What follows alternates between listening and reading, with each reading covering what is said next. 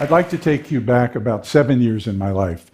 Friday afternoon, a few days before Christmas, 2009, I was the director of operations at a consumer products company in San Francisco, and I was called into a meeting that was already in progress.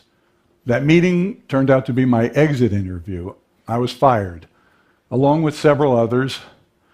I was 64 years old at the time. It wasn't completely unexpected. I signed a stack of papers, gathered my personal effects, and left to join my wife, who was waiting for me at a nearby restaurant, completely unaware. Fast forward several hours, we both got really silly drunk. So, 40 plus years of continuous employment for a variety of companies, large and small, was over. I had a good network, a good reputation. I thought I'd be just fine. I was an engineer in manufacturing and packaging. I had a good background.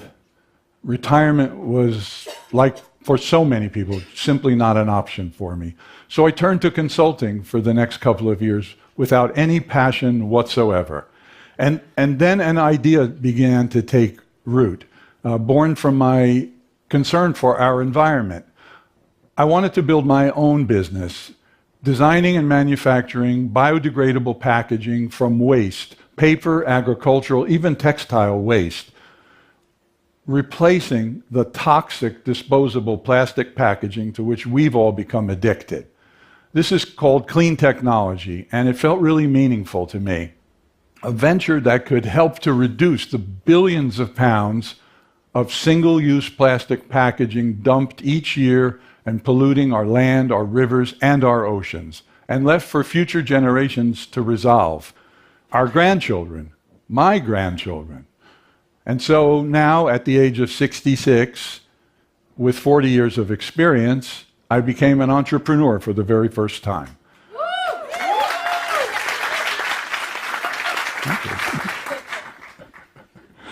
But there's more.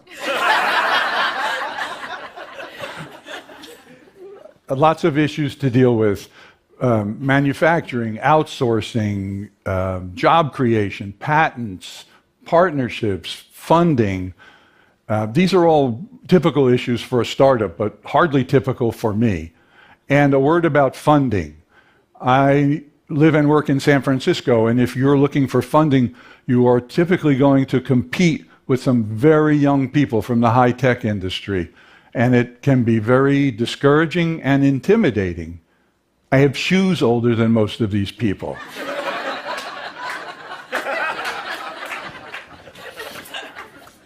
I do.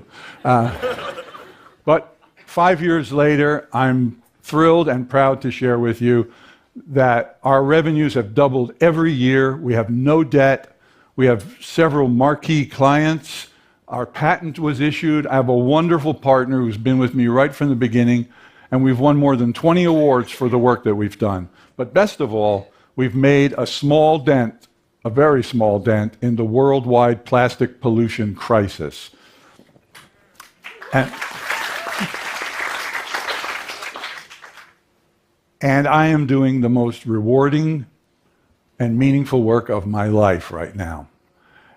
And I can tell you there's lots of resources available to entrepreneurs of all ages, but what I really yearned for 5 years ago was to find other first-time entrepreneurs who were my age. I wanted to connect with them. I had no role models, absolutely none. That 20-something app developer from Silicon Valley was not my role model. I'm sure he was very clever. I want to do something about that, and I want all of us to do something about that. I want us to start talking more about people who don't become entrepreneurs until they are seniors. Talking about these bold men and women who are checking in when their peers, in essence, are checking out.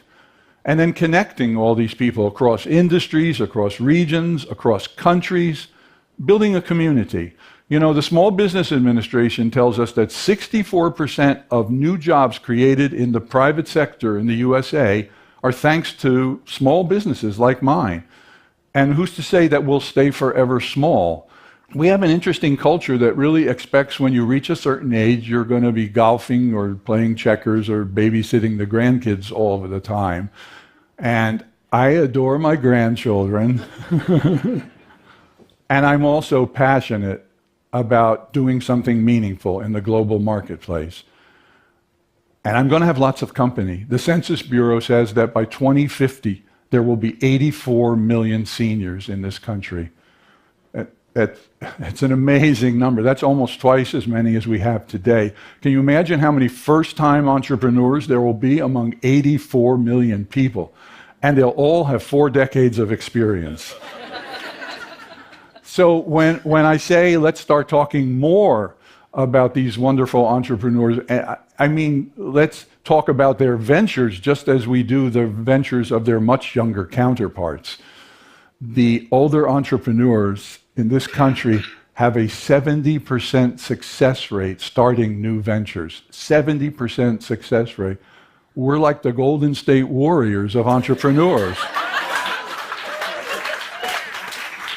And that number plummets to 28% for younger entrepreneurs. This is according to a UK-based group called CMI. Aren't the accomplishments of a 70-year-old entrepreneur every bit as meaningful, every bit as newsworthy as the accomplishments of a 30-year-old entrepreneur? Of course they are.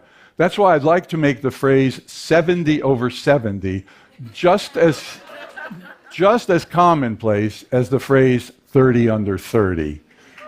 Thank you.